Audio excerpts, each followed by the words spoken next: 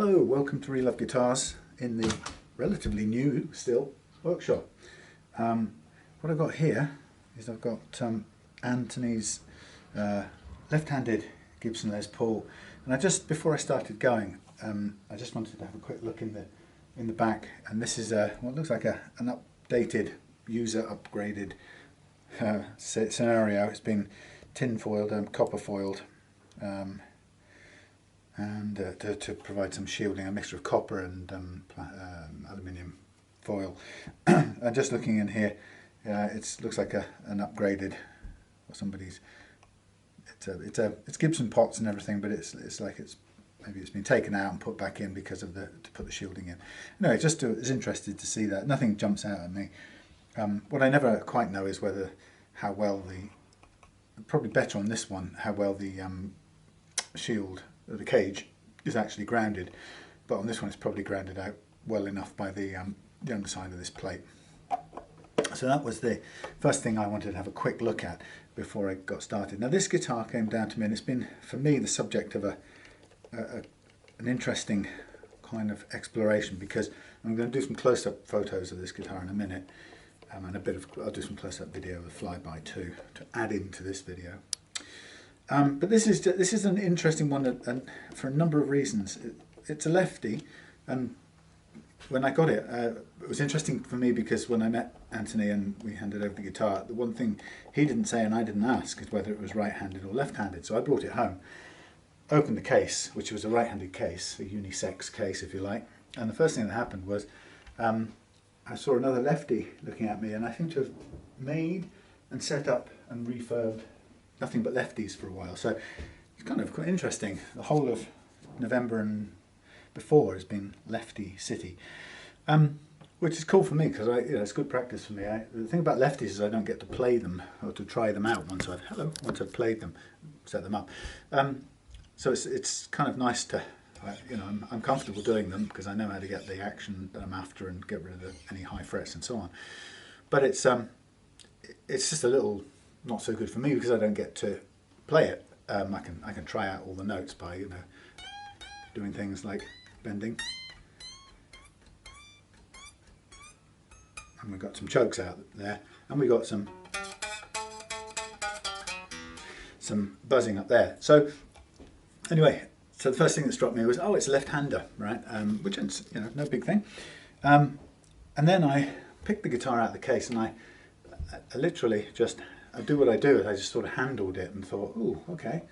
And then the first thing that caught me is an edge there.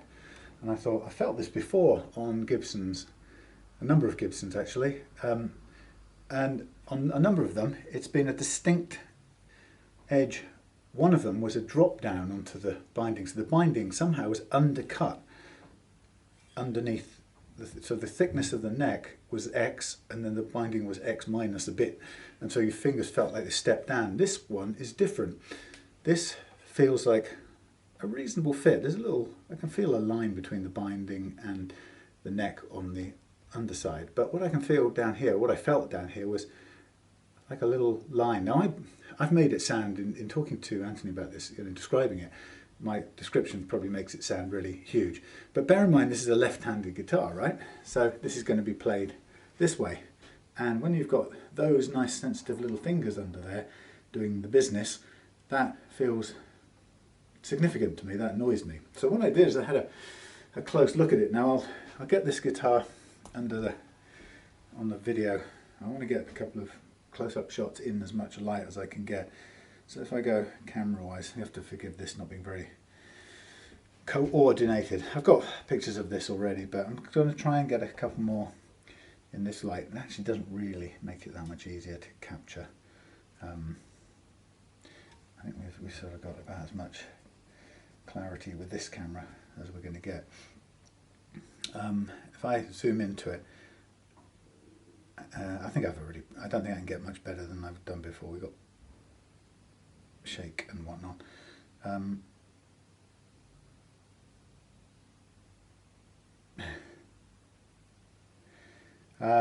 Yeah, so I'll go on to video and we'll see if we can see it on video mode.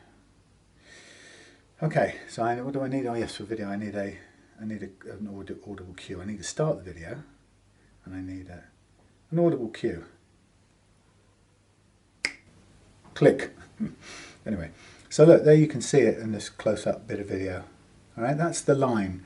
That's a line, and it is a crack in the finish. Okay, and it feels, I can feel it going this way when I run my finger. It's definite. I can feel the edge of it, and it's annoying. And if it's my fingers playing chords and notes, I would be a bit annoyed. So I looked up as close as I could, and you can see that there's a thin line following a line that's underneath the binding. It's about 1 millimeter below the binding. And the first thing that made me think straight away is, I wonder if this is not the actual line marked by the actual wood, the two pieces of wood, the fingerboard. Sorry, you can't see the fingerboard and the mahogany underneath. So that because the first question that comes to my mind is, why is this cracking? Now, people know full well. If I just put this down, people know full well that.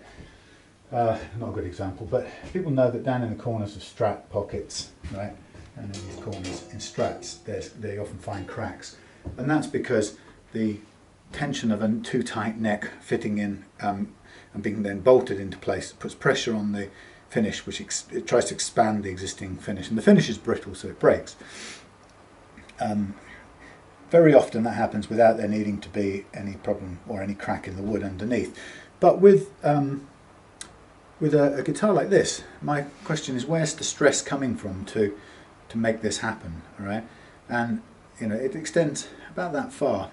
Now, sometimes you'll see in guitars, you'll see a kind of ziggy-zaggy crack down here, which starts right in this corner by the nut, and usually kind of works its way in a kind of a sort of I don't know, laminate-looking sort of zigzag crack that sort of spreads out to about down there. And that's often caused by a bang on the headstock and the force in whichever way it bangs it. But what happens is the stress of that knock sheds in the square corner of where the rosewood ends and the mahogany is seated, and it either just cracks the lacquer in that sort of ziggy-zag feathered way I talked about, or it sometimes splits the wood as well, as in splitting the fingerboard away from the mahogany, and that's sometimes what happens. I don't think that's what's happened here because whoops, it's too many bright things in shot. I don't think that's what's happened here because what we're seeing is a straight line, and it doesn't begin expressly in the corner, or it doesn't appear to begin in the corner of that right hand corner. It goes quite close to it, but it's a sort of stress crack from a headstock. It tends to spread downwards a bit into a sort of feathered crack. This has gone very straight along the line. So anyway, I'm busy wondering what might have caused that, and then a bit further down the line, in the light, I spotted that. Okay, and as you can see again inside the what do we call it, the curve of the cutaway, and this is actually, I don't know, about, again, 2 inches long, and it extends from, if I can get my hands in there, from about there through to about there. So it's about that long. It's quite about that long. It's quite long. It's not as significant looking as the other one. It doesn't have bits of popping and chipping finish around it, but it's definitely a crack in the finish. But again, I'm asking myself, what's there to cause stress? And I have to think that underneath that is a maple cap, and I wonder if there's not some stress coming from the join between the maple cap and the mahogany underlying it. In which case, if that is true, if that's what's creating the stress to cause these cracks, you can see it quite well in the reflected light here. Actually, that's not a bad shot. Maybe I'll take a still out of that later on. Yeah, so how is stress getting through? What's making that finish crack?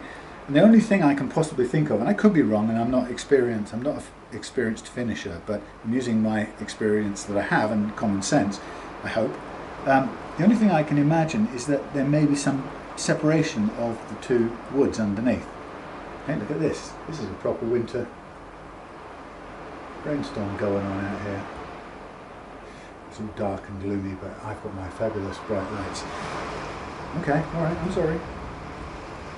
Come on, give us some thunder as well. Thunder snow. Anyway, yeah, coming back to the guitar. So, yeah, using my sort of experience and logic says that I wonder if there's not some separation slight separation at the very edge of these two pieces of wood here and here causing this, because if they came apart because maybe there wasn't enough glue applied, or the glue didn't have great bonding properties, or for some reason, and it might be a property, it's something to do with the glue in both cases, if that was just lifting slightly at the edges, which is sometimes where you get the separation because this piece might be drying and wanting to curl, so the tension on the thinner parts are greater. If that's happening, then it could crack the finish, and that's what I'm kind of picked up anyway. So rewinding right back, we have a lovely Les Paul here in tobacco sunburst finish with a nice flame, as you can see. I'm going to get this in lovely Hawaii vision because it's a pretty guitar. Okay, so that turned up like that, and so the first thing I had to do is get back to Anthony and let him know what I'd found. And it's a funny sort of situation, and I've kind of written about this a bit on Facebook. It's a funny position that a tech finds themselves in, because when you have to let somebody know that you've found some issue with the guitar that they hadn't noticed, it leaves a bad taste for them, understandably. I'm going to cut the close-ups now. Yeah, so quite understandably, it leaves a bit of a bad feeling. You know, for whatever reason, they may have missed this bit, may have bought it online, may have looked at pictures of it. Very often, you'll buy these things looking at pictures of them online, and you might not have, you know, perhaps you might not have had a chance to hold them or something. Anyway, whatever the reason is, the buyer of this, you know, thinks, oh no, I've now got something with a problem that needs putting right if this is going to retain its value, and so on and so on. So straight away, I, as the guitar tech, it's a funny position. You know, people come to me to make the guitars play a little bit better and much better and stay in tune or whatever. But if the first service I perform for them, without even doing any of the other things, is tell them there's a problem with the guitar, you can see that it's not a great. I don't really want to be in that position. It's, you know, there's no blame to them. They're not going to feel happy that they've suddenly been alerted to a problem. And of course, I've got to say something about it, because that's what I'm duty bound to do. You know, honesty is always the best policy, and that's a principle I've stood by and will continue to stand by. You know, so I'm going to always tell what I find, even, and this is the case, it was for a moment the case here, even if doing that risks the job being taken away, so I don't get to do my setup and I don't get to earn the money from the setup that I was planning to do. So, you know, even if you risk that, because it might be that the customer says, oh, right, thanks for spotting that, I'll go back to Toman. I've had that happen before. You spotted a fault, I'll go straight back to Toman and get a replacement. And there goes the setup that I was going to do. You know, I'm cool with that, because it comes back to me another day when the customer gets the guitar they actually want to keep, and then they send it to me for setup or whatever. That's cool. So it works out. But you have to think about what the customer needs to know, not what I want to do, i.e. a setup this weekend or that, whenever. And then you're left with a funny thing where the customer has a bit of a funny taste in their mouth, and you haven't even done anything for them other than tell them, you know, you've done a service, you've told them you found something out that they perhaps didn't want to know. And that may have left them in a difficult situation that you don't know about. It may be, and I'm not saying this about Anthony, but I can imagine it about a lot of people, including myself many years ago. If this had happened to me and I bought this off somebody and I hadn't noticed this crack, I'd be thinking, oh God, did they actually show it in the pictures? And then if I went back in the pictures, it might be visible, I might just not have seen it, and in which case I can't say they didn't sell it as, it wasn't sold as seen, or it wasn't as described, because bloody hell, it's there in the pictures, and now I feel like an idiot. Or maybe it wasn't in the pictures, and I think, well, I've got a case, that's not right that they didn't notice this. But maybe they were genuine, they didn't notice it, but now I'm going to have to tell them I want a refund, and then there's going to be an argument or some bad feeling, you know. And so some people don't feel very assertive about doing that. And again, I'm not knocking that, because up till a few years ago, maybe I didn't have that assertiveness. You get it with older age, advancing old age, etc. But anyway, so there are all kinds of reasons why it may be something that the owner can't do something about. Anyhow, so honesty is the best policy, even if it costs you the job that you're going to do. It's also, practically speaking, and I don't mean Anthony in this, I'm thinking about possible, actually one other case in the past.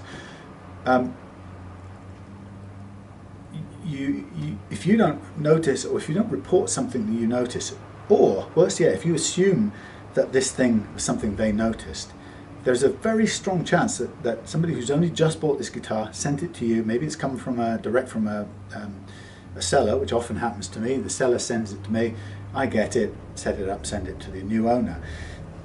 If I don't mention this, and I assume that the new owner knew about it, and the old owner told the new owner, and so on, if I make any assumptions like that at all, there's a very real chance that when the new owner gets this back from the setup, even if they've had it in their hands for a while, I've had that before, they get it back from the setup, and then they suddenly find something they didn't notice the first time around, and suddenly the natural tendency is it's going to be my fault.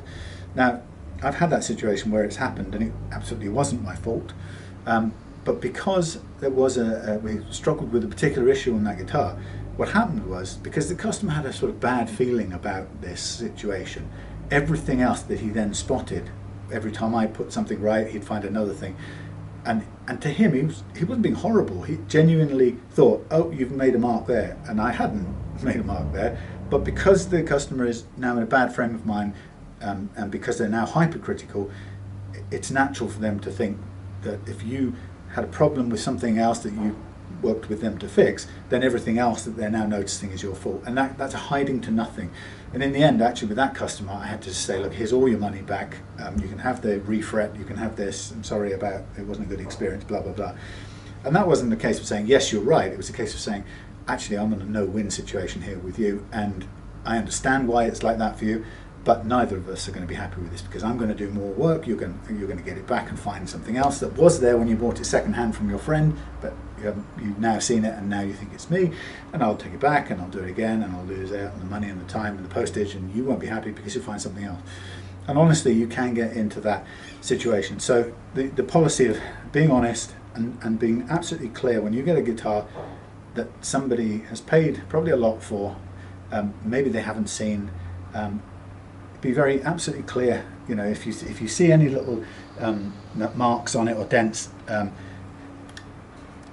just basically photograph them. And actually, if you're a tech, this is an important piece of advice actually. If you're a tech and you have a situation like this, and please, Ant, if you see this, I'm not saying anything about you. I'm saying this about a practical thing for a tech, because perceptually, when a tech finds something wrong and puts a downer on someone's guitar, actually it's almost impossible for that person not to see the tech as part of that down feeling, right? And what it means is, and I've seen this happen, it's happened to me, is that I do a good thing, the right thing, by saying, look, I've noticed this thing and I think you need to know about it. Suddenly the guitar's got a bad feeling, suddenly I'm part of that bad feeling. No matter how much respect the guy has for me or not, I'm still part of the bad feeling. Then when the guitar comes back, they'll look on the back and they go, oh, that little mark under the finish, it's actually under the finish, but I didn't see that before. How did that happen? Or look on the edge of the plate there.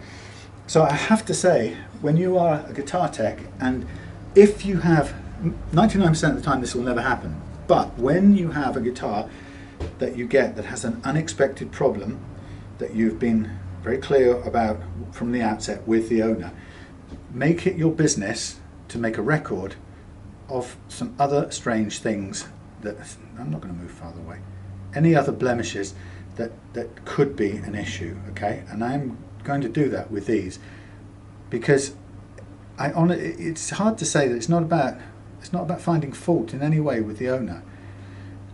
I understand something of the psychology of this, and there can come a point where you, the tech, have to say, look, I know this is not great news to find something wrong, however, all of these little things were like that on the guitar when it came to me. And similarly, I think there was a bit down here. Where did I do it? Was it on this guitar? maybe it was just something that wiped off. There was a bit down here by the jack socket that was a scuff, but actually it's wiped off, so it was not a long-term thing. But I did picture it in one of my other sets of pictures of this. So it's not being over cautious or suspicious of anybody. It's just practical. The minute the guitar is in a negative cloud or has a negative feeling associated with it because you found an issue that actually is the original seller's problem, because of that, the way that a customer looks at their guitar is suddenly critical or very different. And if they didn't, and again, I don't mean this is just a bit practical advice. If they weren't aware of some of the problems in the first place, you may find that they may also spot things now because they're more hyper aware of some issues with this guitar that you found for them. Thank you. They may find themselves looking very, very critically at it, and it may be that they find other things that they didn't notice before too. So I'm just saying, be very practical and be very clear from the outset what you find as a tech on this guitar, or on a guitar, particularly in this circumstance. It's a good thing to do that with any guitar, but actually, in my experience, you don't need to practically do it with every guitar. You do need to do it if a guitar comes in and you find an issue, because suddenly everyone's looking at it more critically. Particularly, just practically, if the new owner has to go back and have a discussion with the old owner, then they have to say, oh, and as well as that, there are these funny little chips, and actually, you didn't mention that on the back, this funny blemish underneath the clear coat. Now, that's not something that the previous owner has done. It's a factory blemish under the clear coat, but you know, it's good for Anthony, for example, to be able to say, hang on a minute, you didn't mention that in there, and it wasn't clear in any of the pictures. So anyway, enough of that. I just thought it was an interesting, and this is loose too, an interesting situation that came up, and it's quite a quandary. There's a sort of moral, ethical dilemma in the whole thing. Anyway, just getting back to guitars. So originally, before any of this was a left-hander, we were heading towards having an adjustable nut, which would have been one of these strange blobby things, which turns into a very good, useful adjustable nut, with careful filing and cutting. We were going to have an adjustable nut and a setup because of there's a tiny bit of bend out down here, and there's a little bit of buzzing there. Until I looked at it, saw it was left-handed, and of course these, amazingly, Graph Tech doesn't make these things in a left-handed version, which is crazy. I really wish they did. You can convert these by recutting and turning the things around, because you've got loads of up and down movement. You can afford to go down a little bit in depth and recut the holes, recut the slots, but I don't like to do it. The whole point of buying a setup with one of these added is that in fitting one of these, we never have to upset the factory slots in the tusk, and that's the benefit of it. Well, the benefit is getting to the perfect first fret action, but a secondary benefit, an important one for paying the difference, is that we never have to cut the slots. We just bring them up to where we want them, assuming that and it almost always is, they're actually cut in the correct radius, because sometimes one of these will be cut a little bit higher than all the rest, and the string is clearly out of sequence. I have to cut that to match. But 99% of the time, fitting one of these right-handed is we can bring it up without cutting to the correct action, without cutting the slots, and that gives us the best chance at tuning, or the best tuning stability we can possibly have for the benefit of using tusk. Now, because this is left-handed, I couldn't do that, so we're going to revert to a standard tusk nut, which, funnily enough, I haven't got a left-handed one here. I thought I did, but I've got one on order. At the absolute worst, I've got a blank. I've got two tusk blanks, which I can make into a left-handed nut. But I don't want to do that because I wanted to leave the slots as they are. Having said that, let's have a close-up, another quick close-up look, because this is one of those situations again where let's make a noise. See, I do that because on the signal, on the editing, I can see the spike and I can line the signals up. It's much easier than searching around trying to hear one word matching another one. Anyway, so I look at this nut, and actually my sort of take on nuts is usually, if it ain't broke, don't fix it. Now, And I'm looking at this one, and I believe that is a new bone or tusk nut, and I expect, and in fact looking at the edges of this, I would say that's fitted in the factory. Oops, sorry about this, it's very difficult to get anything behaving zoomed close up. Yeah, that looks fitted in the factory to me. You can't really see it from here, but there is a finish over the top of that. It could have been added by a luthier type person, but I think that's, there you go, see the little glisten, ding. I think that's nicely factory fitted. So the problem is, I have to judge this, because if it's working properly and it's cut properly, and it's not causing any dragging issues, actually I don't want to change this, because all I'll get is the same tuning stability out of this, with having to break that finish seal and redo it with some clear poly. And I'm assuming this is poly. I would imagine so. I could be wrong. Sorry, Gibson aficionados, if you know every inch of what it's made of. I kind of would imagine it's poly. Anyway, but looking at the first fret action, you can see that this is actually pretty good. It's not far off at all. So I'm going to go on the side of not fixing this if it's not broken. I know we've talked about an adjustable nut. We're not going to get the benefit of that this time, and now we're talking about a regular nut. I will change it out, but only if there is a problem with this one that causes me a concern, because I can tell you is there's no benefit from changing it, and if anything we're just going to spoil this nice little joint, because this will not necessarily come out cleanly. If this has been glued in with more or less glue than I've got control over, then we can snap out bits of the wood, we can pull off bits of the finish and stuff, and it can become an unnecessarily destructive process. So what I'm going to do, stop the close-up, I'm going to make an executive decision on this to keep it as simple as possible. I'm going to look at this, take the strings up, I'm going to measure the setup on here, and if I'm happy with this nut, I'm not going to change it, because I can tell you professionally that it's not going to have any negative impact. In fact, it will be contributing very well to the guitar being in tune. Now let's take just a tuning for a minute. Let's take an A. Nicely in tune. So let's take an A and let's pull it a bit. Yeah, miles out. So you can see that straight away this is detuning when I'm pulling it. So that's one reason why this guitar will go out of tune while you're playing it.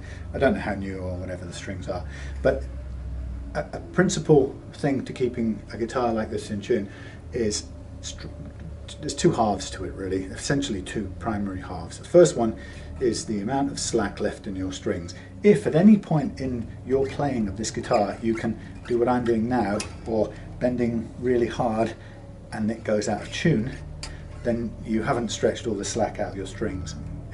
Now, it doesn't really matter where that slack resides, whether it's the actual string stretching itself, and a lot of people say that's not possible, and some people say of course it's possible, and I kind of see the merits of both sides. Anyway, ultimately arguing about it isn't really important to me, because what's true is wherever the string extra tiny bit of movement's coming from, these strings are still kind of pulling that out as we stretch it, as we tug it, and in doing so what we're getting is detuning, and that will continue to happen until there's none of that left.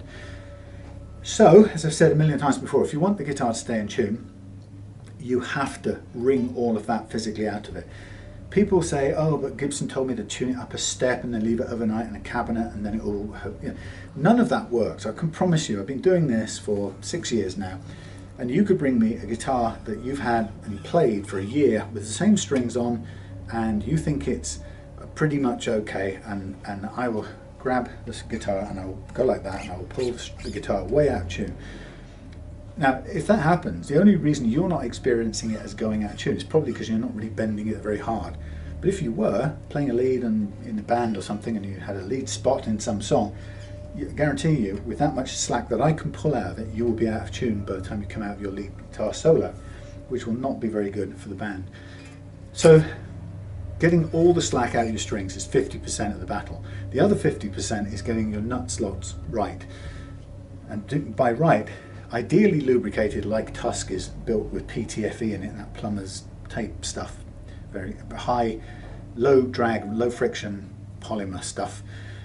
So Tusk is great for that, or this new bone stuff, which is pretty much the same that Gibson's using, I think. They may have a different name for it, but Synthy bone or something.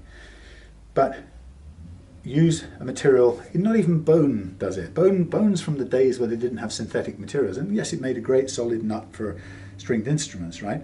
But it doesn't have automatically the kind of smooth, easy flow, lubricated function that they built with these technical nuts like Tusk. So I would say go with Tusk every time. I used to go with bone, but I used to have to spend a long time getting it absolutely perfect before you get rid of the last drags of friction. Tusk, particularly a factory-made Tusk nut, if you can avoid further filing or further cutting the slots, a Tusk nut is a brilliantly friction-free device. So get the stretching out on your strings and get a Tusk nut, and if you can possibly achieve it, avoid having to cut the slots. Now there are certain circumstances, like in making some left-handed guitars over here for Andrew in Scotland, for a couple of reasons. Because of there was a shortage in buying, believe it or not, a shortage of left-handed Tusk nuts. I had to buy right-handed, and because they're right-handed, I had to use them as seated rather than for various reasons, as a adjustable nut. And that's fine, it works absolutely fine, but I prefer to have the uncut slots, particularly for Les Pauls, where the strings change direction a little bit as they go through the nut. So having a kind of the smoothest possible material and the smoothest possible factory cut slots is your best bet. And an adjustable nut for me is great, because you don't have to cut the slots, you bring them up to meet the strings. But there are certain circumstances where we can't do it, i.e. a left-hander. All right, so get those two things right. The right nut with clear running friction-free slots, and the stretch all out of your strings is key to having a guitar that stays in tune. And if you get those two parts done, this configuration that everyone says about the Gibson is terrible, the strings going that way off the headstock, is actually not a problem. All right, a good Tusk or new bone nut with the stretch taken out of the strings will handle staying in tune perfectly well. If it goes out of tune, it isn't because of the design of the headstock. It's not a brilliant design, no. Right? Dragging a string slightly sideways puts pressure on one point in the nut. But the truth is, and the truth is, PRS and Strat, Fender, and Brian May and all those people know that it's far better to have no stress on any particular point. Have the strings going through the nut and only touching the pivot edge where they're going over. That's the best outcome for a nut. But Gibson didn't make a great thing. But having said that, a Les Paul will stay perfectly in tune if you've got a good Tusk nut, and really importantly, if you've taken the slack out of the strings. Having said that, again, if you aren't using Tusk, or if you're using bone or any plastics, the slightest imperfection in the slot, i.e. if it's exactly the right gauge but slightly wiggly, that will hold the string, it will grab the string. You think, well, I'm using a 9 gauge fret slot file. If that thing is, if you're cutting 3 or 4 millimeters of distance and the thing bends in the slightest, even microscopically, the bend will take away from you the clearance that you had before. You've only got clearance, if you've got a 9 string and a 9 cut hole, you've only got clearance providing that slot is cut mathematically laser straight. If you've got a wiggle of any kind, you've lost the 9 clearance, and you're now putting a 9 string through an 8, practically an 8 hole, because your clearance has gone down by so much because of the wiggles, the walls, the edges of the wiggle. It's incredibly easy to put that in there, and most nuts, particularly something like bone or plastic, you have to cut with a file, a little bendy file, and you will end up with far less room than you think you've got, and you'll still end up with pings and drags and so on, and it will keep your guitar going out of tune for as long as you have the strings on it. Okay, so all of that comes down to a sort of long yarn about this guitar, but it is unusual. I've got another Les Paul in the house, just arrived this morning. I need to let Drew know about that, and that's a right-hander for a change. But this one, I'm going to measure the bits and bobs, and if this is no problem, I'm going to leave it. I'm not going to mess around with this just for the sake of changing that, so I can say I've put a tusk nut on and charged some more for it. Okay, if it ain't broke, don't fix it. Now, what is broke? The only thing that's broke is that Ant likes the action on this, but there are chokes right out here, and there are some buzzes in this little area here, and that's fine. There's a long old story about why the Les Paul neck does that, and it's to do with its kind of what I call the sickle shape, right? You've got a curve in the flexible part of the neck, and then it stiffens up here, and the truss rod really doesn't manage to have much effect on this area, although the truss rod runs from about here.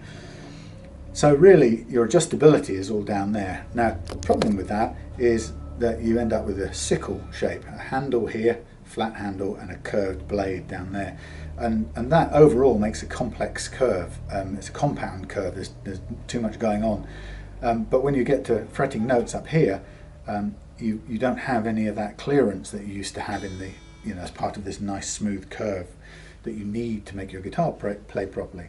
It flattens here, and so these strings can get congested, and you get chokes on the bends, and you get buzzing. Luckily, my method of leveling, using the famous banana fret leveling, tunable fret leveling tool, does the leveling with the relief set, the strings on, and the action dialed in that we want, which is close to where it is now.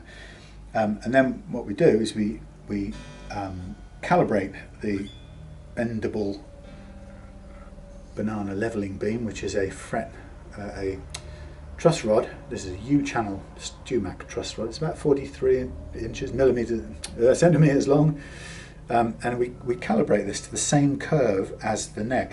Now, because we know we've got a sickle and a handle, a blade and a handle shape, what happens when we calibrate to an average across those 3 points, even though we know this one at this end is slightly on a plateau.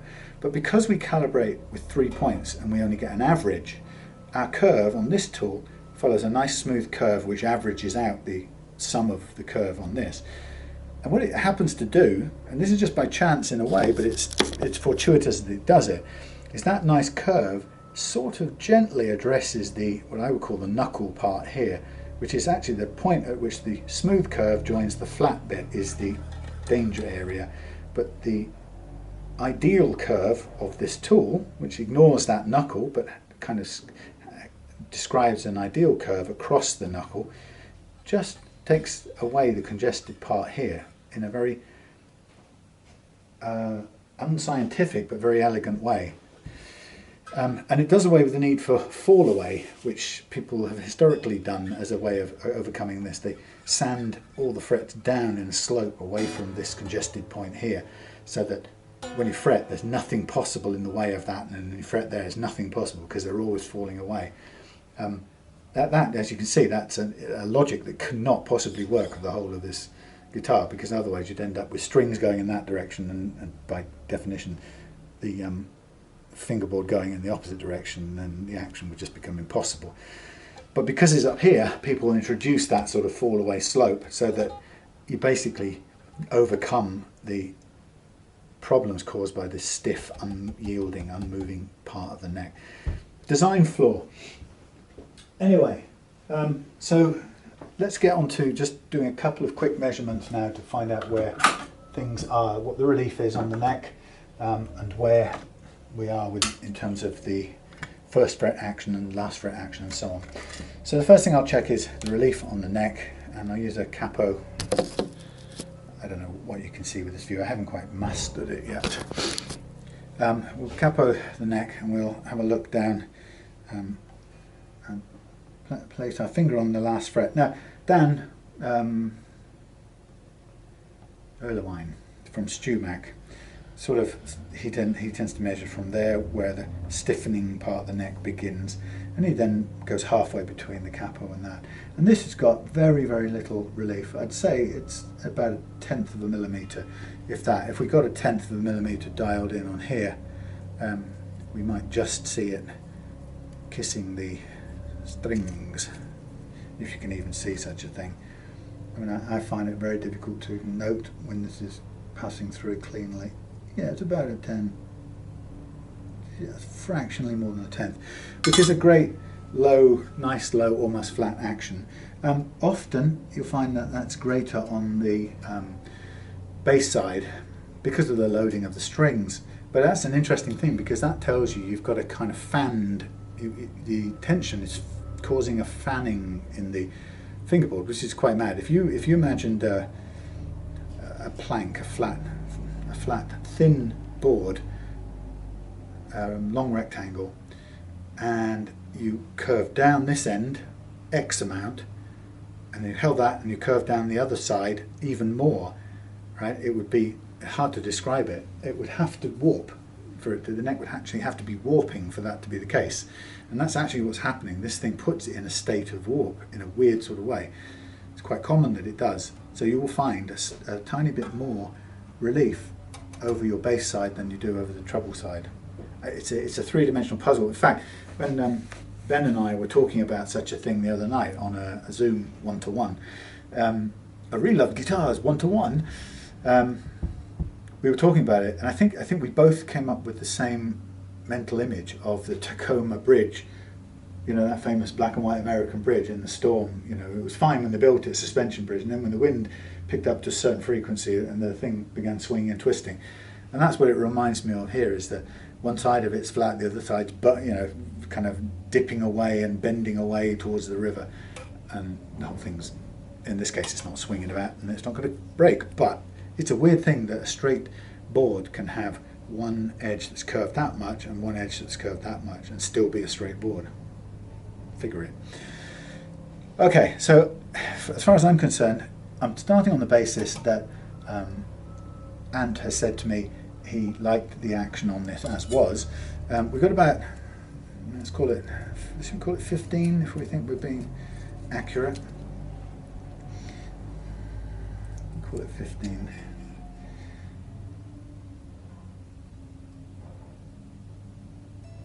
Stop it.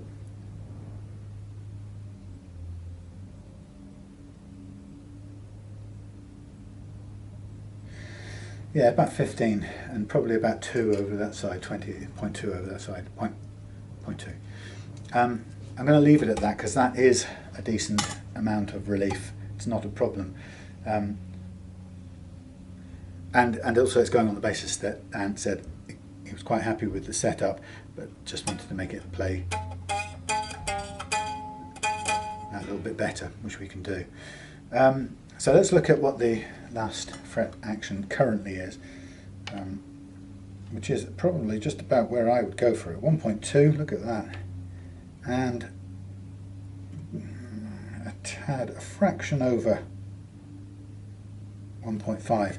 I would probably want to go down a tiny little bit on there, but that would increase the buzzing even more. So we can do the leveling as is. We don't need to necessarily put that down, that tiny extra fraction. We'll do the leveling. We'll get it improved the way it is. So that's that. Let's have a look at the existing first fret action. And now Gibson, I'm pretty sure, if I remember, wow, that's actually right on my mark. It goes a little higher on the A. That's amazing. Yeah, a little higher on the A. Not much, but very, very tiny amount. That's about spot on. So that's amazing. That's about as good as you can get. I mean, the only thing you could improve is a fraction off the A. But you know what? It's so little. It's hardly worth doing it, but I'll do it anyway. Okay, so a tiny adjustment on the A. Now, this is where interesting things also happen. There's a long-winded story too, but over the years, people sort of ask me on YouTube things about, you know, which nuts. Hellfire! I've got no batteries plugged in. They ask me which. Sorry about this. Hold on. They ask me which files I use, etc., etc. And the truth is I use that more than anything else, with occasional little intervention of the nut files. And the reason why I do this is I've discovered over time that, first of all, if you're cutting down any amount of, if you have to cut down any amount, and quite often with nuts you have to cut a significant amount downwards. Actually, I found out that if you're cutting down at all, it's better to cut down with a slightly opening V than it is to cut down with a perpendicular parallel walled slot. And the reason for that is that if you have a slight divergent slot, the lines, the walls of the slot are slightly V-shaped, then actually what happens is above where the string is seated, they're not gripping, the walls aren't gripping the string. So you've got a built-in not gripping, which is really handy. The only downside of that is that you could argue is that at the bottom of the slot you may have a slightly sharper than you want resting point. In which case, I could draw a little diagram of this. Let's do it just for fun, just so that because purists will can get quite upset about this. But look at the logic, right?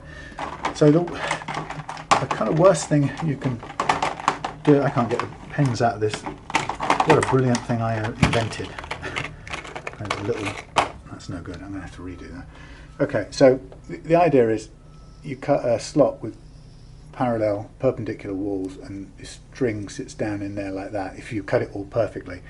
Well, actually what's not great, if you think about it, even if you get it perfect, you've got friction touching all the way around to the halfway point, I should say, not all the way up, to the halfway point, right? That's friction all the way around. Okay, and that's at your best bet. Unless what you do then is you cut it all down with a file and you take your slot down to there and you let your string sit mostly above there, okay, like that. But even where it's still red, you've still got friction. If you and it's very hard to do to get this. I mean, people can do it, but you have to file all the material above this little cup you've made, file it all down and leave enough for the string to be held in place. Alternatively, if you're cutting down like that, right, your string ends up sitting in there. The bad thing is if you have too tight a slot, you've got a couple of points of friction there. But what I tend to do is I tend to round out the bottom with the slot and I get kind of there, right? And actually, if I'm going to draw it properly, the truth is when it's sitting in the bottom of its little rounded off V, it actually sits, oh, wrong thing, more like that, and your amount of friction is less, it doesn't go all the way up the side, and you've got from that point onwards nothing's touching it, and you actually don't have to take away all the material above. I tend to do it because it looks a bit ugly with the big sort of notches in it, right? Because often you have to go quite a long way down to get the ideal first fret action. But the point is, even if you couldn't file it away and you had to leave a fairly deep slot, it's better that it's that V with the rounded bottom than it is leaving the alternative version, which is a vertical slot with a rounded bottom and a fair bit of friction going all the way around there. You see what I mean? And that's so much more likely to grip. The other thing is, of course, being three-dimensional, right? If that's spread over a certain amount across the nut, right? If that's the 3D kind of surface of the nut, like I said, if that isn't perfectly straight, this will cinch in, the curves in this wall of this thing will cinch in and squeeze that string instantly. And you have to be at least, I learned that because I found that using those files I actually had to use at least 2 gauges above the gauge of strings I was using to make them work. Okay, so anyway, long explanation, but the point about it is, okay, there's my screwy thing. It's warm in here now, it's 16 degrees. The point here of all of that is, if I come to a situation like this and I need to reduce the height of a string, and let me just get some tape, reduce the height of the string by a tiny amount to balance it, and I mean a tiny amount. What I'm going to do, first thing I'm going to do is I'm just going to put a little cushion taping off the edge of the thingies there underneath, right? I learned this from somebody who gave me the idea about it a long time ago. This little bit of cushioning tape allows me to just gently drop the strings, and where they touch on the edge there, they're just a little bit cushioned off, because I want to get to the A, right, with my 0.3. Okay, and that's not bad at all. I'm being finicky here, but if you look at the A, lift the A out of its slot, you can see that we can either do it with, it's quite well cut and it's sitting like that little half cup. So with that one we can either just go a little bit further with our A file, but in my experience that actually don't cut tusk very well. Funnily enough, these things tend to cut bone quite well, but they are not very good with the plastics, even tusk, which is why, in another situation, why the diamond, the jeweler's diamond notch, V-notch file actually does a great job. But clean out your slots if you can, and to the slot and give it a little backwards slope. This is barely making a mark on this stuff, so I'm going to use this to just cut down a little bit, and I can see straight away that cuts so much better than the, what you call it, files, Japanese files. And I will be able to see very quickly, or feel very quickly, when this gets down a little bit lower at the front and I get to my desired action, but taking great care, a little bit at a time. Just about there. I'm going to leave it there. There's grime on the inside of these where the string touches the nut, which interestingly shows me that it's sitting half, the string is sitting against half of the nut thickness. In other words, ideally it would be better if it was just black at the very edge where the string touched it, but it's probably 2 millimeters worth of touching, but it's not bad. It's only a problem when the whole slot is straight as opposed to angled. Just double check this.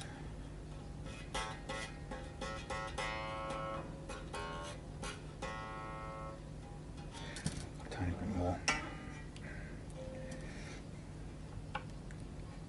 Again, I'm going to focus on the angle I want it to be backwards and make sure it ends up at that angle, not a flat slot, and then I'm going to round it out, and that's all that I'm doing with that file. And I'm just reshaping it in case this leaves a notch at the bottom. I want it to be rounded. We're almost there. Actually, I lose my fingernails quite regularly.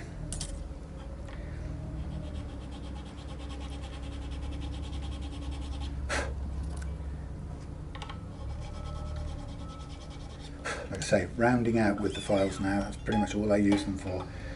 There you go. I don't use them for what I call heavy lifting of removing. This type of file costs £1 compared to these ridiculously expensive Japanese files. But for the reasons I described, just don't end up giving you a good result. You know, and I've been there and done it. I mean, I bought all the expensive files.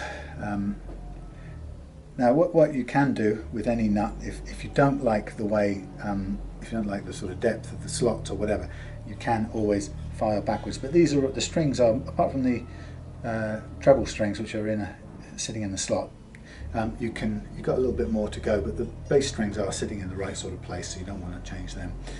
Okay, so the thing to look out for now is, first of all, let's take this tape off because we don't need to do any more. Obviously this tape is suitable for a modern poly finish. Don't do it on an old vintage thin nitro because it may lift it.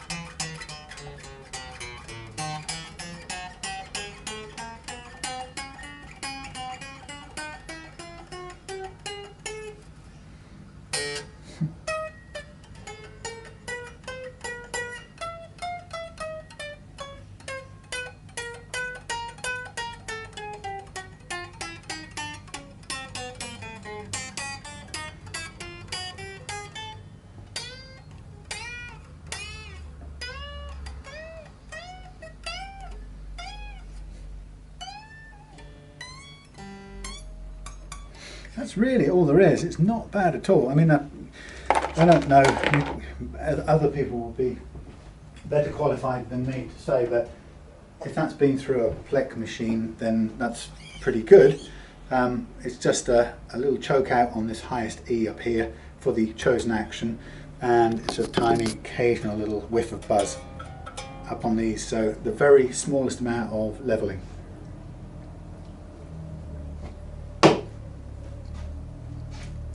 But you know, a small amount of leveling is leveling and requires the same process to achieve it. So there's not a kind of an easy way out. Just because it hardly needs any leveling, there isn't a sort of it's done quick option. It has to be done as if, you know, the only thing that's going to be different from a neck with a lot more uneven frets is the length of time we spend filing. So we still have to go through all of the motions. Now I'm kind of listening as I'm undoing, and I'll be listening when I tune back up in a minute. I'm listening very carefully for the slots on this guitar and make sure they don't make these by the way, these thin strings are right on the edge. Their kind of seating pivot point is right on the front edge, which is great. It's, pardon me, it's the bass string, which is a little bit kind of sitting further back. It's on the edge, but it's also a little further back as well, so it's a little bit flatter on top. So what I'm going to do is I'm going to mark off. Now there's a bit of play wear here as well that I can now see, which you couldn't see particularly with the strings on, so I'll just get a quick close-up of that. No, that's my torch, idiot. Quick close-up of the play wear so we can see what it is now and hopefully what it will be once I've done the leveling. So it's sort of difficult to see where I'm going to get the best shot of it from. Oh, up here I can see it with the eyes that I've got up here. Why can't I see it when I bring this up to where my eye is, eh? How do you make the camera see what you can see? I think the answer is you can't.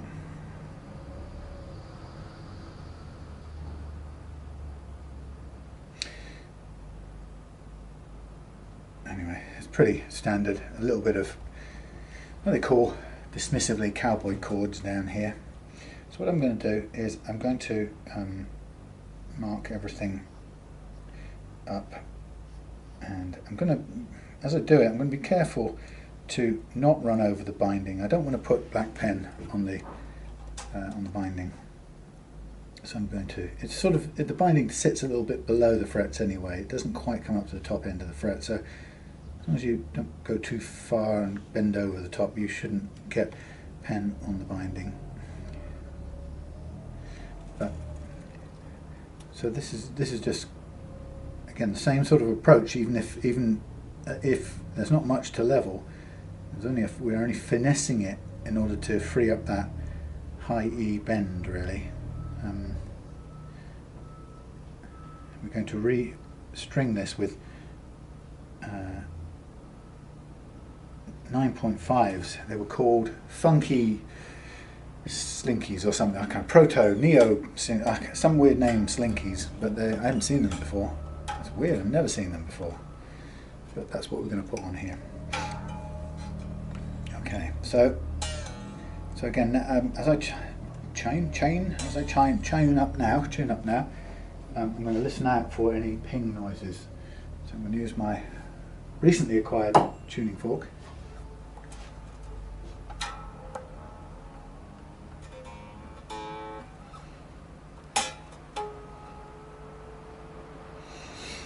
Okay, now it's tuned up nicely.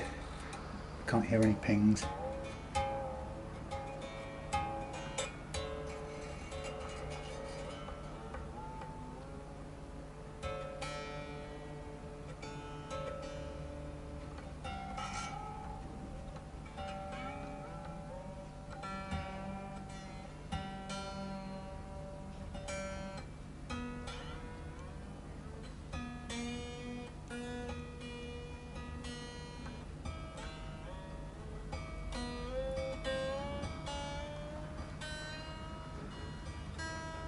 Nothing wrong with that nut now, it's fine. I mean, it was fine before, just that A string is fractionally higher than the others over the first fret, that very small amount. So what it means is, why break the finish, why mess up the gap, why run the risk of damage to take it off? Change the nut if it's not already a tusk. There's a benefit for doing that. Change it if it's a tusk and it's badly cut and or it's unserviceable or unsavable, too low or something. But if it's working like that, don't change it. So we have the three components of our action set prior to fret leveling. We've got the last fret action set pretty much where we want it. We might take it down at a fraction of a millimetre later on. We've got the first fret action pretty much spot on, and we've got the neck relief, which is nice and flat, less than 2 on the bass side and about 1.5 on the treble side. So that to me is the action's fine. What I'm going to do now is level it. Oh, I still do need the tape. Let's do a bit of green stuff instead. I'm going to level it. Of course, the leveling file is going to touch the frets at all different points once we've calibrated to make it do so. So we're going to touch the frets all over, and potentially all the frets are going to get a very slight dusting of with the paper. So, you know, even though most of the action, most of the notes on here are playing out just fine, we are going to touch all of the frets, and we are going to do a little bit of metal removal from all of them, but very little at all. And that's partly because of the method I'm using, which is very good for taking the smallest amount of material away. So it allows us to focus on the top end. So we'll take away, we'll calibrate first. So first thing we'll do is get our little devices for calibrating, and we need our hex key as well for this thing. Right, so calibration, we're going to little brass stone nuts. These are the same ones I've used forever. They've all got the same amount of usage, so if any of them are wearing, they'll be wearing at the same time. Now, just to recap here, I'm placing the final one down on the flat area that we know technically is the handle of the sickle. And we know that's not part of a very good curve because it's sort of separate from the rest of the curve here. But as I now use this beam to calibrate to meet all three of these little brass nuts, when I do that, my adjustable truss rod will be describing a sort of an idealized curve made up of these 3 points, and it will ignore the fact there's a bit of a hump going on in there. So there'll become a point where my curve on this sanding beam will sort of impose itself on this area here. It's so small that you won't notice it, hardly notice it, but what will happen is if there is a congestion there, it will gently eke it out. So brand new 400 grit paper on here, and I can go right to the edge of this because as long as I don't bend over, because the nibs on the end of these things are below the level of the metal. So as long as I stay here, I'm good. And I'm just sort of beginning by listening to the nice, fresh, new sandpaper doing its business. You've got to remember, if you do put new sandpaper on your tool, you will hear it working the metal quicker. Now this, I've got to tell you, I'll do a quick diagnostic here, and this is what I like about this method. I can tell you from this that, I mean, probably you know anyway because it's been through a Plek machine, but I can tell you that this is a very good set of frets because the calibration has cut all of the frets a little bit, but you'll see that it's cutting a bit more up here at the moment, and actually it's cutting just where the it starts to thicken up. Okay, so what we're going to do is carry on a little bit more there. Now, you know, in doing so, one of the things, if you're kind of doing this and you're thinking, oh look, this is a very good set of frets to begin with, what am I doing grinding this thing with this tool, right? Well, remember, part of what you're doing here is you're going to take away the cowboy chords here. So you're going to get two things. You're going to clear up the buzzes up here, clear up the final chokes right here on the high notes, and you're also going to, at the same time, get rid of the cowboy chord grooves down there, which is a sort of a benefit. Right, so what I can see is I can see a sort of sticking up cluster here at the 12th fret. So we've got even high spot here in the neck while it's strung. We've got a high spot here. Actually, we go down to slightly low spot there and a high last fret in the whole thing. So this is telling me actually slightly more information than you might have got from a plec. And certainly if you hadn't got a report out of this, or that this had gone through the plec, but in the factory way before you ever saw it. This diagnostic, this little bit of fret leveling diagnostic, tells you a lot about what the neck's actually doing while it's playing. One of the things I'm not an expert in the plec, I've not used it, but one of the things I've never heard explained, I know that the machine bends the neck to simulate the curve and so on, but what I don't know is how it simulates the longitudinal compression, which actually I've shown in the past changes how the frets sit. It's one thing to simulate bending in the neck, and a lot of people use jigs to do that, but this thing isn't just bending, it's being compressed. Okay, the poundage is pulling, there's 200 pounds or something pulling that way as well. It's actually trying to pull upwards, but it's first and foremost pulling longitudinally.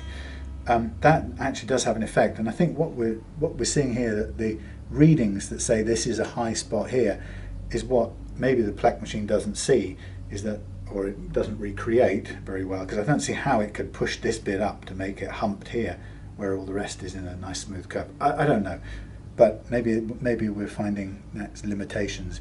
This simulates a smooth curve that is the same as the three, or it's driven by the 3 points we mapped. It's like a digital process, if you like.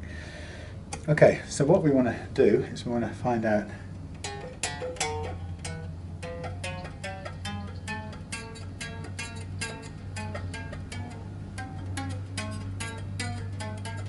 still a little bit up there, and that feels to me that we've got a slightly low spot, if anything, up there, but we'll just run this a little bit more into that at this end.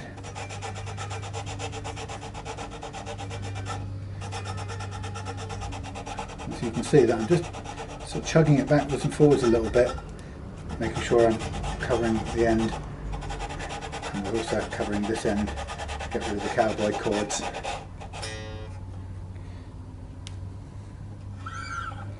And so once we've done this little bit of leveling, we'll then recrown the frets.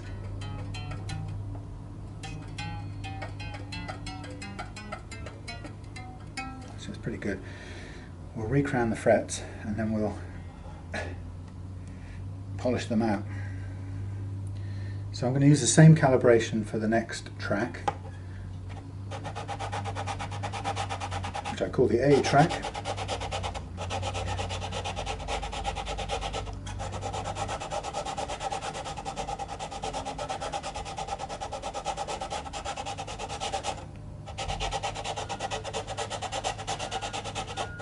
Definitely got high fret at the end here as well. That's sticking up. Just get the dust off.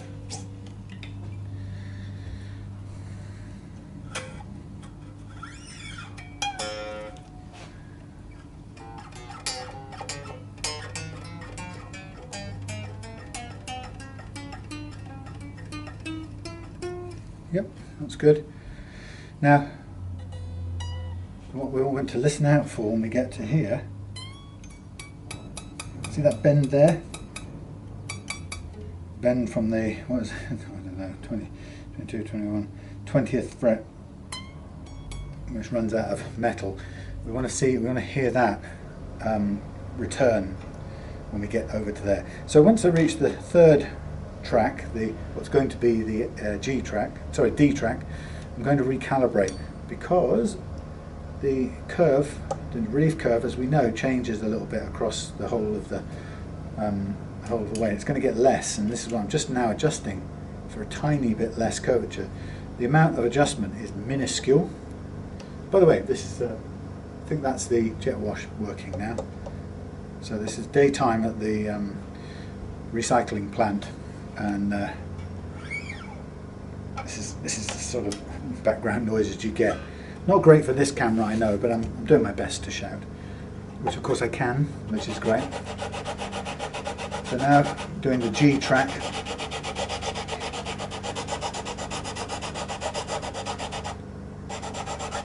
And we kind of didn't really pick up that many problems in the G track, so I'm not really expecting there to be too much needing there.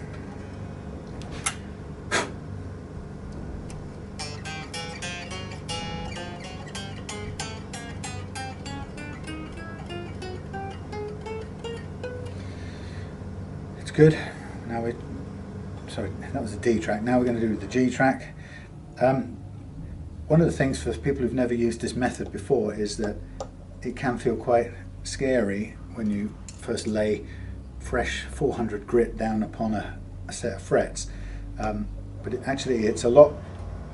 It always looks a lot fiercer than it is, and you have to develop a mixture of fearlessness in using this method to continue until you've got the action you want playing, and you also have to have some sensitivity and have your red flags ready.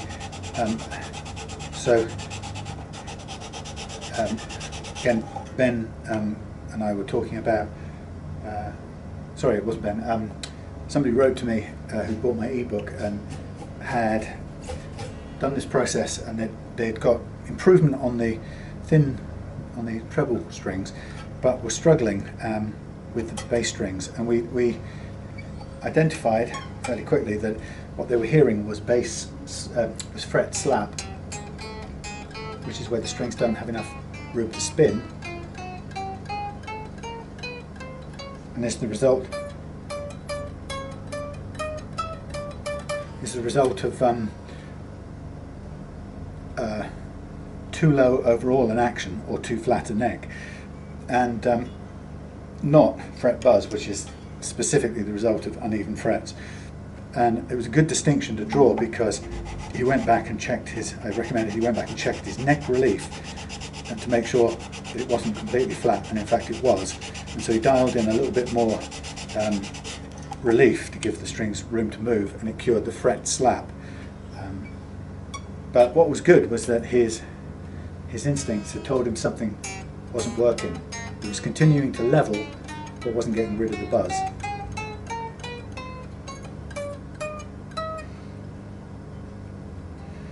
What did I say? 20th. No, that's 20th. Right. Yep, we've got it. See? That was the G. That was that bit of leveling we've just done in the G track has freed up that note, that bend, or those two bends that were choking out there. And that's what you'll find, is that the choking will happen because of an unevenness in the G track, because it always bends, but it's enough clearance in the B, and when you get across to the G you're losing clearance because you're going up a hill and the anchor points are down the hill, and the G only needs, the frets in the G track only need to be an infinitesimally small amount in the way, and they'll snaffle away the clearance. And so when you come to doing the leveling, it's always clearing the freeing up those bends so they don't choke. Always happens when you're leveling the G track. That's the sort of telling bit, and that's where you can hear it now plays, whereas before it choked out on that bend. So we've achieved that just with that little bit of leveling. Now I'm going to carry on and finish all the tracks. We're on into the B. I'm not going overboard with the cowboy chord wear. Okay, I have to say, the principle of mine is, unless the wear on the cowboy chord frets is a hindrance to play, I won't take unnecessary fret metal away. What I'll do is I will, as I'm taking away, clearing up the problems that we're targeting first and foremost, I will endeavour to clear up as much of those little dents as I can, but I won't chase them as a priority, simply because I don't think it's a good exchange. Fret metal life in exchange for fret life, I should say, in exchange for what is really still only a cosmetic issue. It has to get incredibly bad before those soft clay wear dents to become unplayable. In fact, if you kind of read the Brian May story of the Red Special, you'll see that he's got the most incredible play wear dents in his lower frets, in fact in all of his frets, and they don't affect his play at all. It's it's almost entirely cosmetic.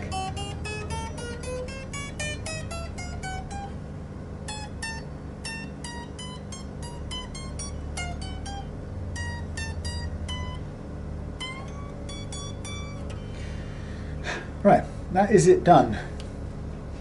So what in a sense doesn't look like an awful lot of work is what I would call a precision approach to fret leveling. If you think back to, if you've done this before, or you look at some other people's techniques, let me find the tool that I used when I started. It lives out here somewhere. Where? I don't rightly know.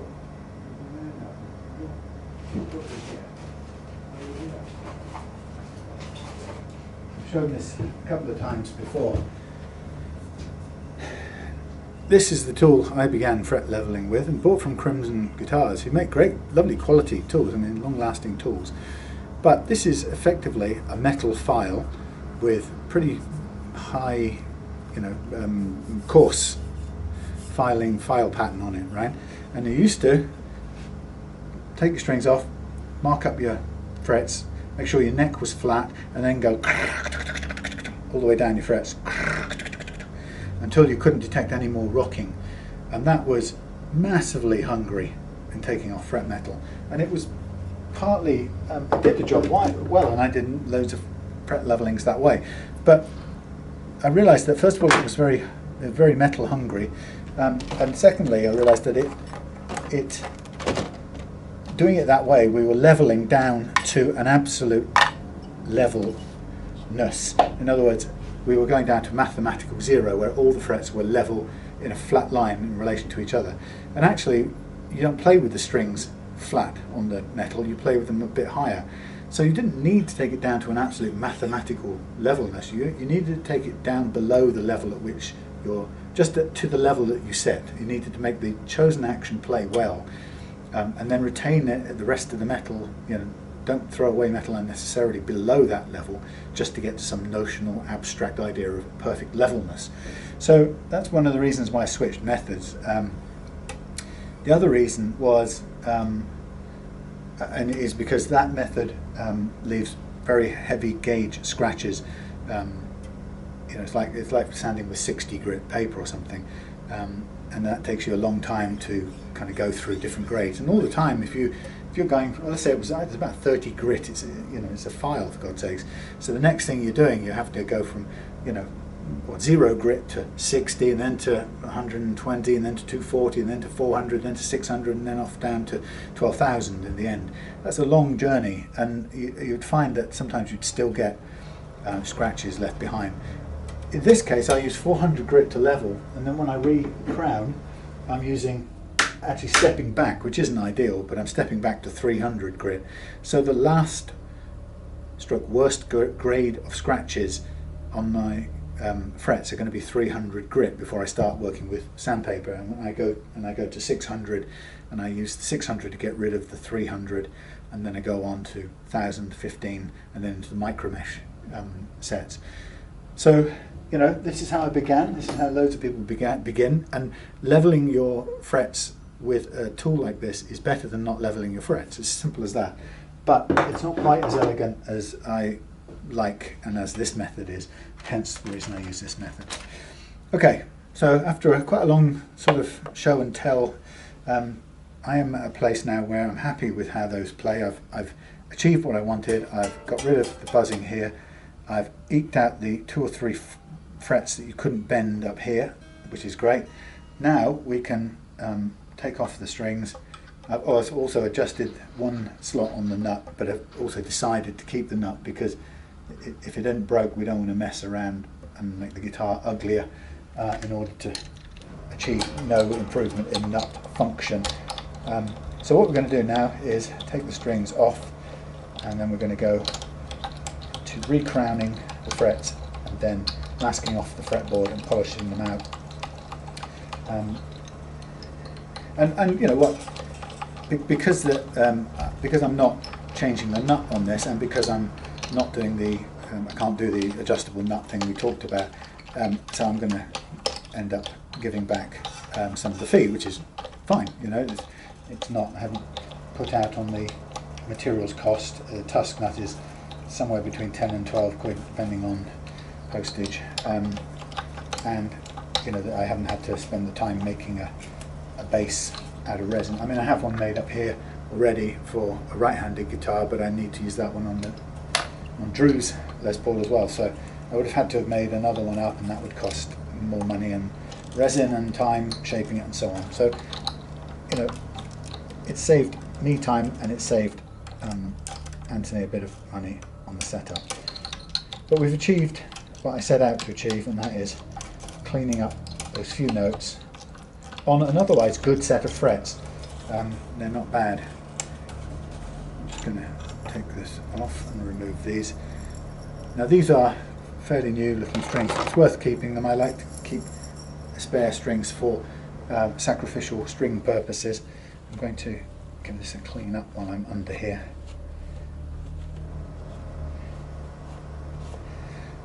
I'm going to get a little bit of sandpaper to shine up. Where's my, there's a spare bit, 600.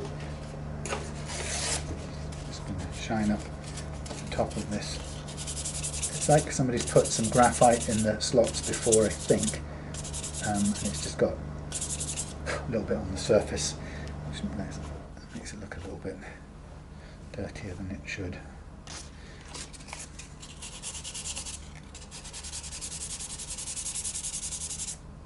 I mean, this sandpaper itself has a sort of dark grey colour grit to it. Okay, so I'm also going to brush off here so that I get a good grip with the masking tape. When it comes to it, I will straighten these out off camera. So what I'm going to do off camera is I'm going to on camera, what I'll do is I'll reprofile these frets. Now, same thing applies. We can't avoid touching the nibs on here, but we're trying to avoid them wherever possible. Now this is not going to help because I haven't put the bloody marker pen on there. There's me going off half a brain.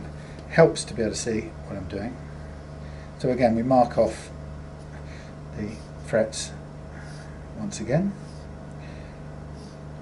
And this is again does the same job. It gives us a guide to see what we're doing. So this is the sort of standard daytime noise.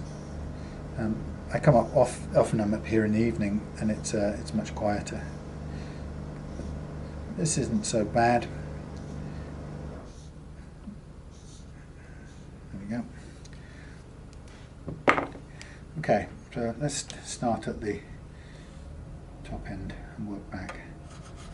Because we've taken off some material off that last fret, it takes a little bit longer to crown it than some of the others will, but it's quite interesting how much taller that one was than some of its neighbours,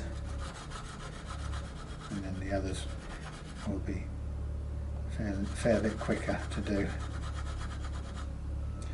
I'm going to keep this cleaned. This tool cost me about £100, something like that, whatever it was, back when I bought it.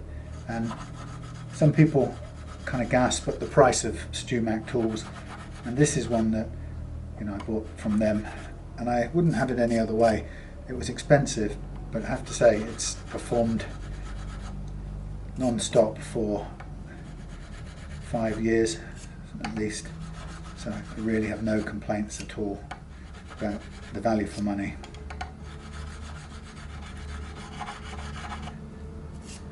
I'm just helping clean off some of the paint, which can gum up the grit on here if not careful. So it's not a bad thing to keep the wire brush handy just to degunk it. Keeps its biting ability. So there's a little cluster of high frets here which I can now see. When you've done this fret leveling, one of the things that tells you quite a bit about how much material you took away is this part of the process where you're basically crowning and reducing the flat spot on the fret that you've just made with leveling back to an arch shape. And as you remove the marker pen on the edges, you're left with a clear view of how flat the fret has become when you did your leveling. And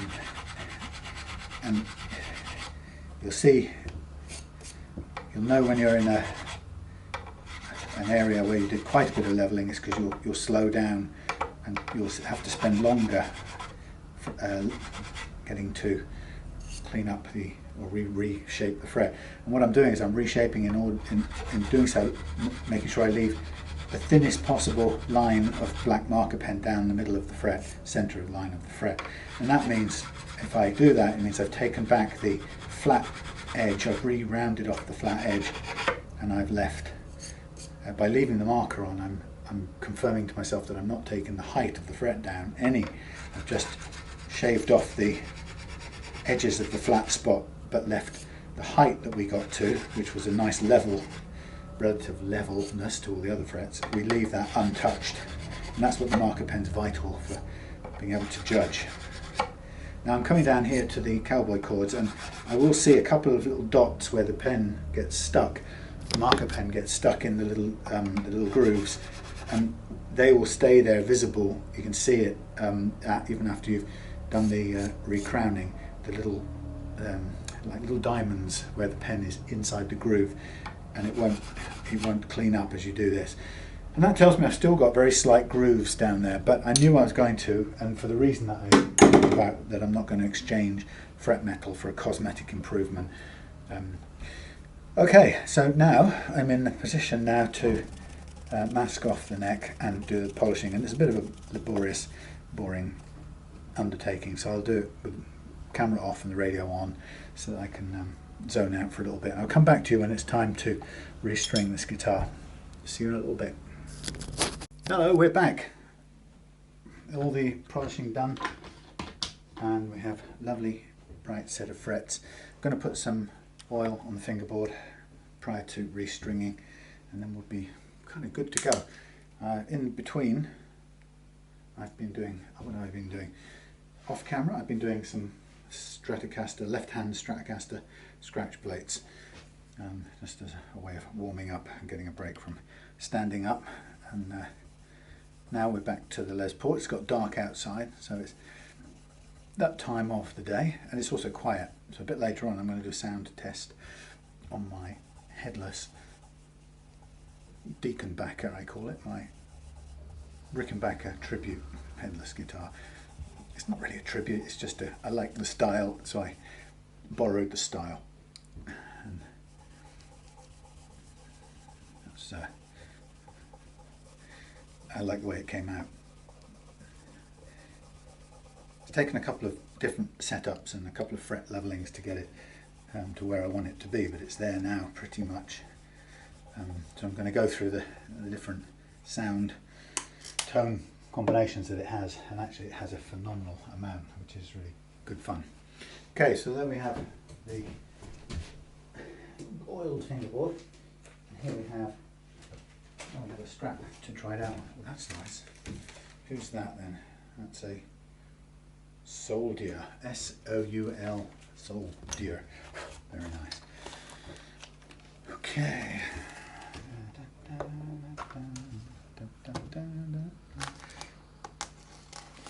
So I've been wondering now, because every time I come back to doing the setup, that's really light. No, 42, 44 is half and half, isn't it? Primo Slinky. Right. Yes, I've been wondering while every time I play something or do a test of a guitar and I play a bit of a riff or something, I'm not a very riffy person, but if I do ever play a bit of a riff, then I'm kind of always interested in whether the, what do I call it, police is going to get me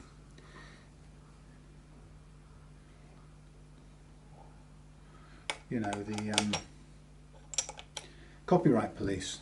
So this all makes you all nervous now. You don't really want to take the risk, which is okay because I don't really know any good riffs anyway. So.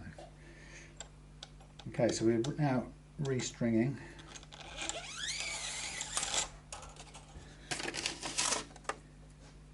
With these 9.5 Primo Slinky. Never seen them before. That's a weird one, isn't it? Good old Ernie Ball. Off camera I also tightened this up because it was loose, just to make sure it doesn't spin round and break the connection.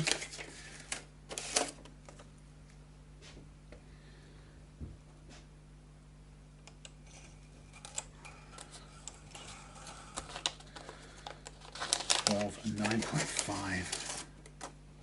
Cool. Something else.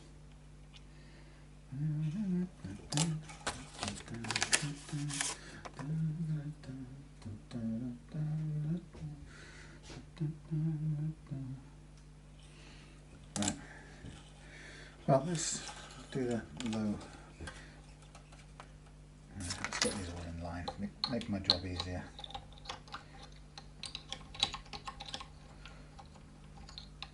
Somebody commented the other day, or a while back actually, that they were amazed to see this original blue Ernie Ball. I think it's an Ernie Ball. Who knows what it was? This blue string winder, and I've only ever had one. Well, that's not true. This is the one I've had for years and years and years. I think in the past I've had others, but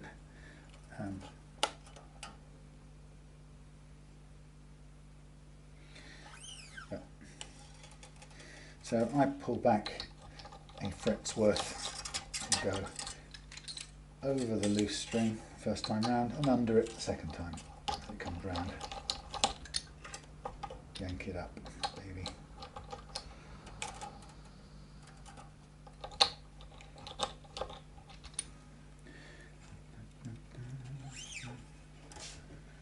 It's quite low over there.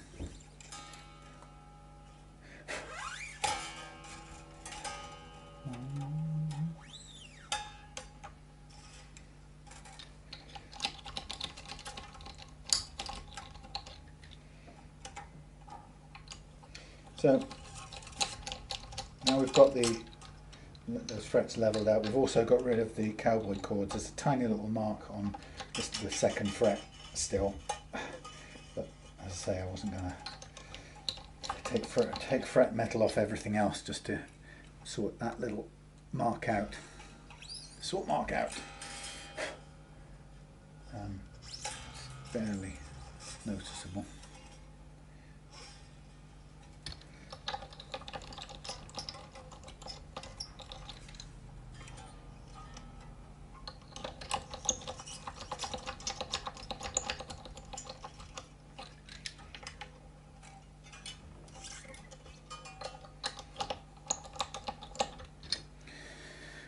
Good.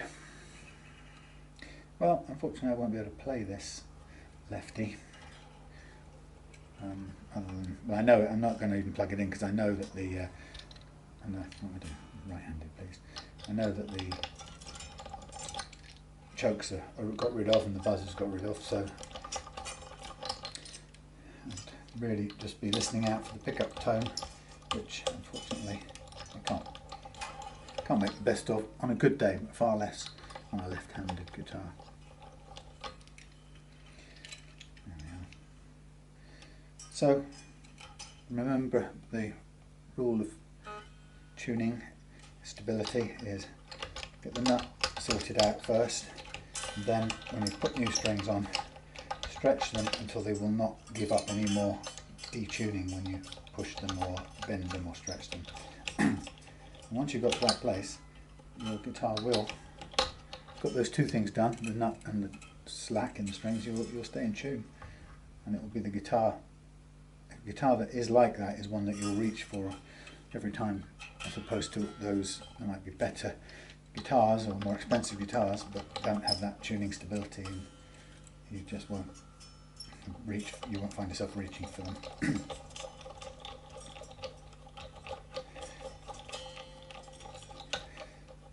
I'm lucky in that in my house all the guitars eventually that hang up that I keep, or all of them eventually end up being perfectly in tune, or perfectly tuning stable,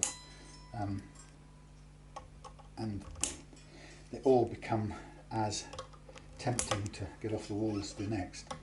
But they aren't always that way to begin with. Sometimes I settle for an imperfect, not quite the perfect arrangement when I first set them up, because I often, I can tend to wimp out when it comes to levelling, and I'll back off rather than carry on levelling sometimes, and then I don't get the perfect level that I want for the action I've got. Well, that's not so good, is it? You're not going there again. Piece of wimpy Velcro that dropped the tuner on the deck. Well away from any instruments, but still not what I wanted. The camera isn't going to fall because I've screwed it into the whiteboard, and there's nothing else to fall anywhere near here, so that's the idea. Let's have a A.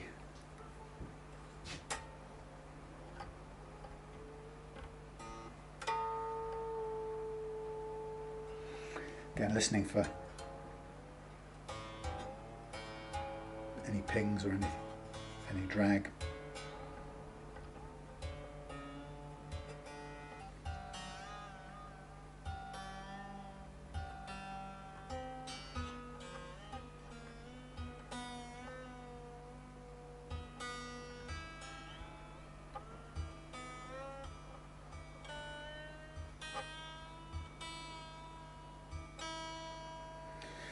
Now, with a guitar like this, where I've only got one set of the prescribed gauge of string, I'll wash my hands a minute.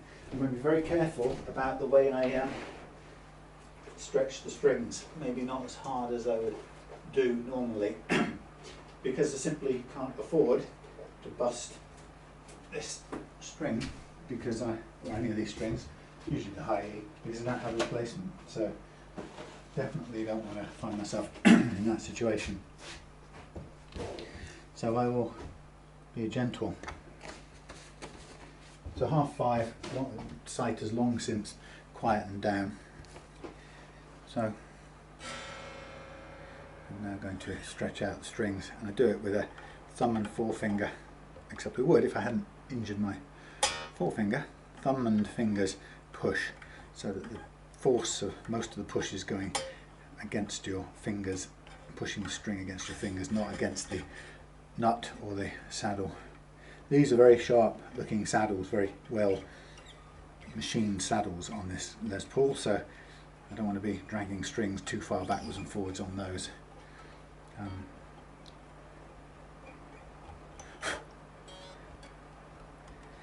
Some people would kind of say, would you recommend, people have asked, would you always recommend a roller bridge with a Les Paul style?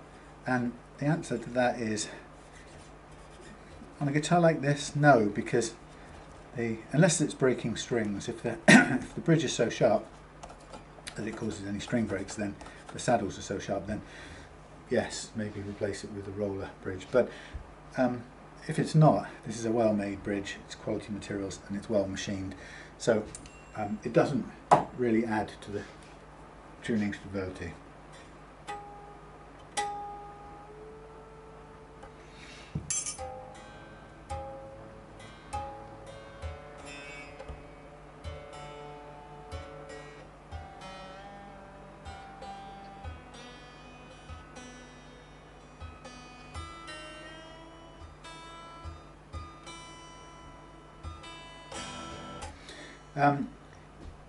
There's so little stretch left in there for the to hang the string up in. It doesn't really move anywhere when you bend it.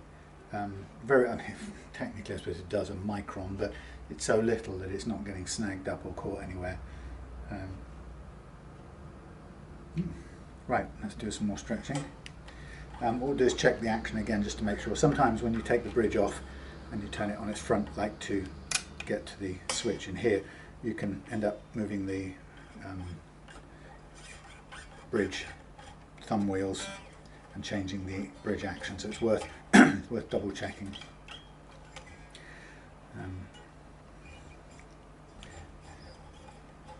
But this, you could do this for 15-20 minutes to make sure all the slack is out.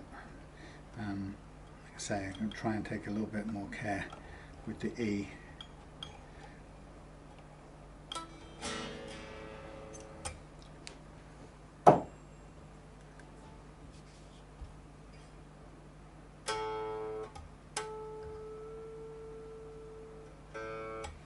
Very close.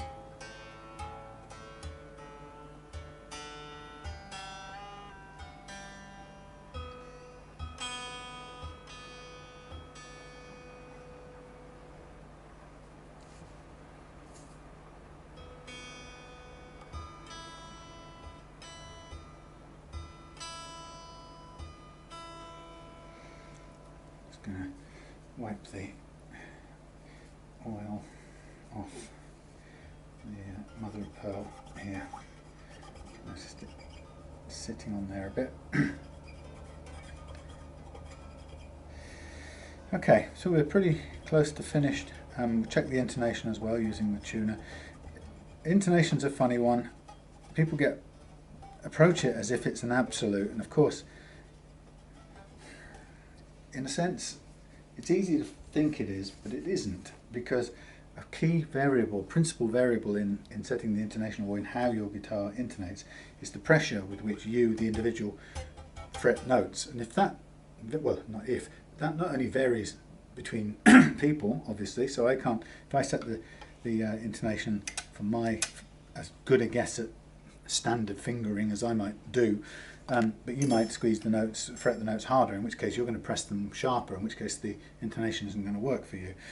So there's no guarantee of it working, because that one variable is so gross or so significant.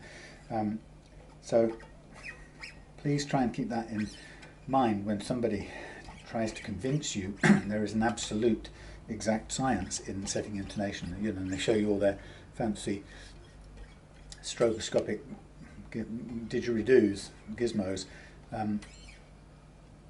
Really ask yourself, why have all of that expensive stuff if I can change the way the note plays by just pressing a fraction and millifraction harder than the last time? Then you go, oh, that's sharp, let's move the saddle, and so on and so on.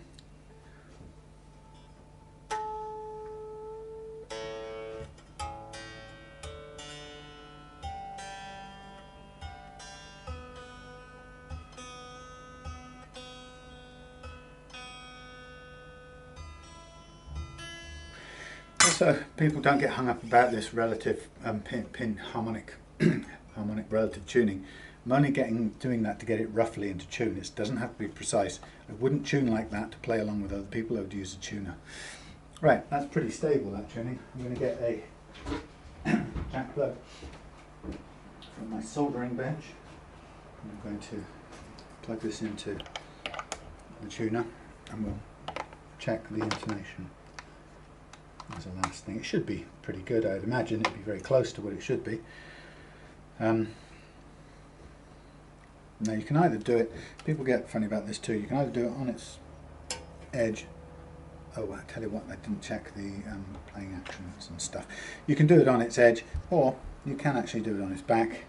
When you do it on its back, all you have to really keep in mind is that the neck, when it leans back under gravity, it will bend back slightly, and that will stretch the string and make the note go sharp in pitch.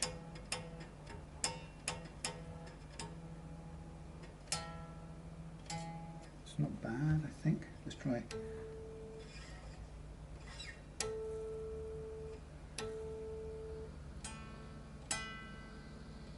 Oh no, my battery's conked out. I don't think I've got anything else. Come on. No, I think I need to get some more batteries. I didn't bring anything with these batteries in. damn, I better go home, take it home. Well, when I take it home, I'll take this home with me. Right, I'm going to have to do that home. Yes, so you know this thing about doing intonation. Of course, all you have to remember, same with tuning, don't tune your guitar up on its back and then hoist it up into playing position and expect it to stay in tune with the band or whoever you're playing with, or the record. It won't, because lying on its back, gravity's pulling the neck down, which stretches the strings, makes them go sharp, and it means your tuning won't be correct. Equally, people like to do the intonation standing in the playing position. Okay, the strings are still under gravity, they're just going that way, which is not as sharp as being pulled back by the headstock going down. But intonation is slightly different. Intonation is about distance more than it is about tuning. So while it's true that if I put it on its back and I support it there in the middle, that's pretty much cancelling out the bend. But it's true that if I pick it up here now like this, it'll go sharp, and I put it down, the notes will go flat slightly. And for a note to go sharp or flat, it means that the neck is effectively moving slightly further away from the bridge, a minuscule amount than it was, but enough to make it go sharp. Which means there is a tiny difference in distance, but actually it's so small you can only hear it in tuning. It's so small, I don't really think it will make a difference in intonation. You'd be pretty spot on, given the huge variation of finger pressure. So don't get too panicked about it if you see people checking the intonation lying down.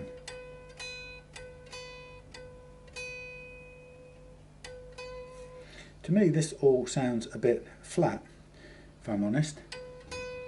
But without my damn thing, I won't really be able to do it. It's just my ears are telling me that. Very, very, very slightly might need an adjustment. And that adjustment would have to come from a small screwdriver, which I don't keep at home. So I have to take that back with me as well. Which then this becomes a... Let's remember to take all of this stuff back home to do the work, because I don't want to bring the guitar all the way up here again if I don't have to. Well, there's a screwdriver that will it go in the slot there? Yes. Not quite as clean as the one I wanted, which is around somewhere, but not massively visible at the moment. Okay. All right, that's the end of it. Anyway, so look, thanks for watching. One last thing to do. I'll put this in the box with this guitar. So thank you for watching the Les Paul think through and set up. Basically working out what's good to do with this and what we shouldn't do. And I took the decision to keep the original nut. It's tidier. It's giving no problems at all. And then we've gone and leveled out a couple of little buzzes up here and a couple of chokes here on the high E's, and that's all. That's the best we can do for this guitar, because otherwise the frets were pretty good shape, as you'd hope for a guitar like this. Shame it's left-handed, so I can't enjoy playing it, but hopefully Ant will enjoy it. Hopefully he'll find a way to live with this little ridge on here, or someday maybe he'll get it taken care of in a way that suits him. If this was my guitar, or if it was a vintage guitar or something, I would quite happily right now probably just sand this back, fill it with some more clear lacquer, stop before I go anywhere near or I'd probably put clear poly on there and then sand it back smooth so the poly becomes a sort of binder of the two bits.